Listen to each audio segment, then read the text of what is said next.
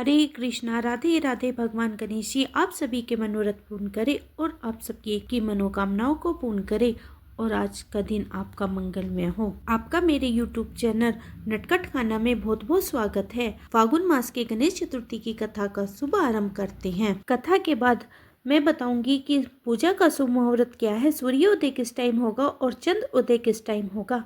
आइए उससे पहले हम अपनी कथा का श्रवण करते हैं। पार्वती जी पूछती हैं, हे लंबोदर, फागुन कृष्ण चतुर्थी को गणपति जी की पूजा अर्चना कैसे करनी चाहिए? इस महीने में गणेश जी की पूजन किस नाम से किया जाता है और आहार में क्या लेना चाहिए? गणेश जी ने कहा, हे माते, फागुन चतुर्थी को हेरंबा नाम से गणपति जी का पूजन करनी चाहिए। पूजा का विधान पहले कही गई विधि अनुसार है। इस दिन खीर में कनेर का पुष्प मिलाकर गुलाबास की लकड़ी से हवन करना चाहिए। विद्वानों के मत अनुसार भोजन में घी और चीनी लें। इस बारे में पहले समय की एक कथा सुनाता हूँ। जैसे कि युधिष्ठिर के प्रश्न के उत्तर में श्री कृष्ण जी ने कहा था। श्री कृष्ण जी ने कहा कि पुराने में समय में युवनासम नाम के एक राजा हुए थे। वे बहुत ही उदार, धर्मात्मा और देवताओं और ब्राह्मणों की पूजा करने वाले थे। इनके राज्य में विष्णु शर्मा नाम का एक विद्वान ब्राह्मण रहते थे। वे वेदों के ज्ञाता और धर्मशास्त्र के अनुसरण करने वाले थे। उनके 7 पुत्र हुए। वे सभी धनी थे, लेकिन आपसी प्यार की वजह से वे सब अलग अलग रहते थे। उनके पिता हर एक पुत्र के घर क्रम से एक एक दिन भोजन किया करते थे। धीरे धीरे वे वृद्ध होकर दुबले हो गए। वे अपनी पुत्र वधुओं द्वारा अपमानित होकर रोते रहते थे। एक बार विष्णु शर्मा गणेश चतुर्थी के व्रत रखकर अपनी बड़ी पुत्र वधु के घर पहुंचे। उन्होंने कहा, हे बहुरानी, आज मैं गणेश जी का व्रत किया है। तुम पूजा का सामान इकट्ठा कर दो। गणेश जी खुश होकर तुम्हें धन देंगे। यह सुनकर बहू कठोर वाणी में बोली, हे ससुर जी, मुझे घर के कार्यों से ही अब अवकाश नहीं मिलता। मेरे पास फिजूल के कामों में पड़ने की वक्त नहीं है। आप सदैव ही कुछ न कुछ कार्य बताते ही रहते हैं। आज गणेश जी के व्रत करने को कह दिया। मैं गणेश व्रत को नहीं जानती और न ही तुम्हारे गणेश जी को। आप यहाँ से चले जाइए। बहू की डांट फटकार सुनकर वह 6 बहू के घर गए, परंतु सभी ने डांट फटकार कर उसे भगा दिया। सभी जगह से अनादर पाकर वह दुर्बल शरीर ब्राह्मण बहुत ही दुखी हुआ। अंत में वह छोटी बहू के घर जा बैठा। छोटी बहू बहुत निर्धन थी। वह संकुच हुए बोली कि अरे बहू रानी, अब मैं कहाँ जाऊँ? सब बहुओं ने मुझे छिड़क दिया है। तेरे पास तो व्रत के सामान तो कोई इकट्ठा करने का कोई साधन भी नहीं दिख रहा। मैं स्वयं भी बहुत वृद्ध हो गया हूँ। हे कल्याणी बहू, मैं बार बार विचारता हूँ कि इस व्रत को करने से सिद्धि मिलेगी और सभी सुख दुखों का नाश हो जाएगा। अपने ससुर की यह बात सुनकर बहू बोली, हे ससुर जी, आप इतने परेशान क्यों हो रहे हो? स्वच्छता पूर्वक व्रत कीजिए। आपके साथ मैं भी व्रत करूंगी, इससे हमारे दुखों का नाश होगा। ऐसा कहकर छोटी बहू कहीं से भीख मांग कर लाई और उसने अपने तथा ससुर के लिए अलग अलग लड्डू बनाए।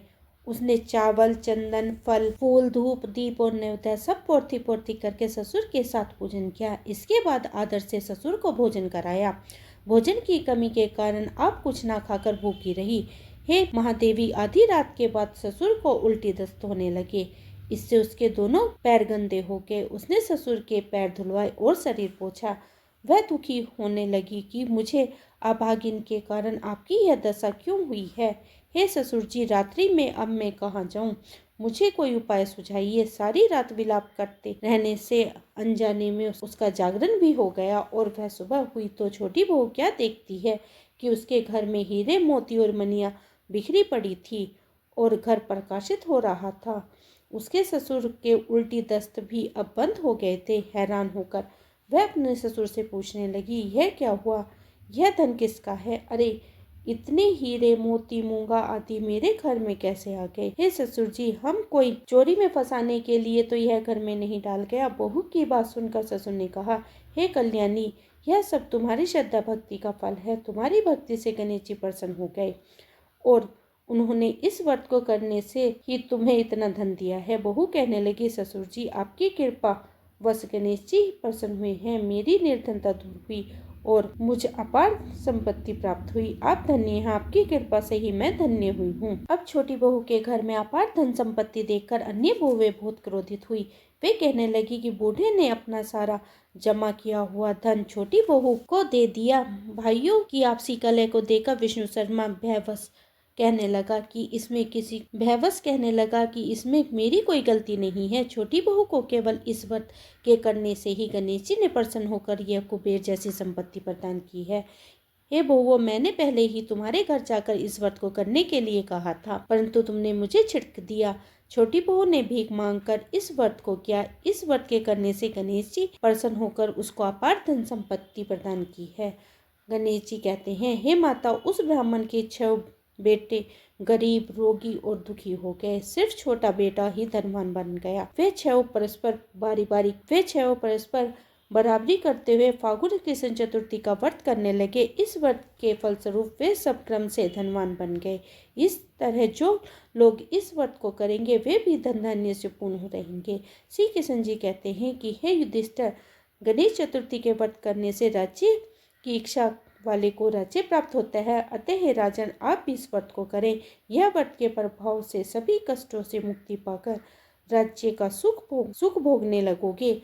कृष्ण जी से यह कथा सुनकर युधिष्ठिर अति प्रसन्न हुए और इस व्रत को करके गणेश जी की अनुकंपा से संपूर्ण राज्य के शासक हुए। आइए अब जानते हैं कि इस दिन की पूजा का शुभ मुहूर्त क्या रहेगा, सूर्योदय किस टाइम होगा और चंद्र उदय किस टाइम होगा, और चंद्रमा को अर्घ किस टाइम दिया जाएगा, और अपने व्रत का पालन किस टाइम कर सकते हैं। फागुन मास के कृष्ण पक्ष की संकट चतुर्थी का व्रत रविवार 16 फरवरी को किया जाएगा। सूर्योदय सुबह 7:02 पर होगा और सूर्यास्त शाम को 6:19 पर होगा। ब्रह्म मुहूर्त सुबह 5:25 से शुरू होगा और 6:13 तक रहेगा। हस्त नक्षत्र सुबह 4:31 तक रहेगा और बाद में चित्रा नक्षत्र रहेगा। अभिजीत मुहूर्त दोपहर में 12:18 से शुरू होगा और 1:03 तक रहेगा। अमृतकाल रात्रि को 9:47 से शुरू होगा और 11:34 तक रहेगा।